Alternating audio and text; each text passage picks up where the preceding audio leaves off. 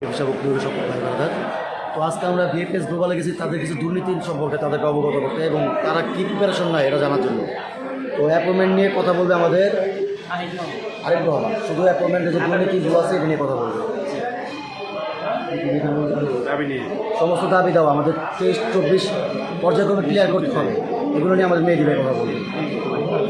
ভাই আমাদের মেহেদি ভাই সব কিছু মিলে সার্বিক পরিস্থিতি সব কিছু মিলে আমাদের মেহেদি ভাই কথা বলবে।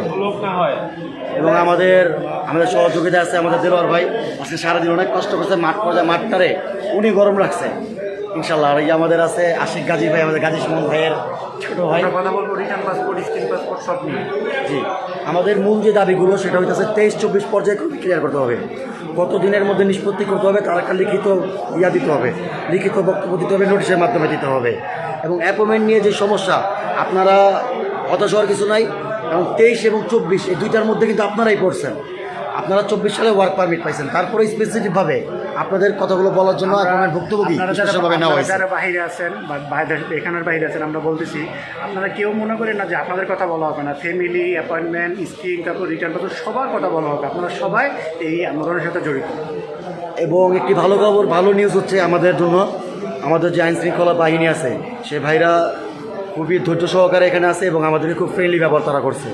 ইনশাল্লাহ আমরা সমাধান নিয়ে আসবো। সবাই দোয়া করেন। আসসালামু আলাইকুম।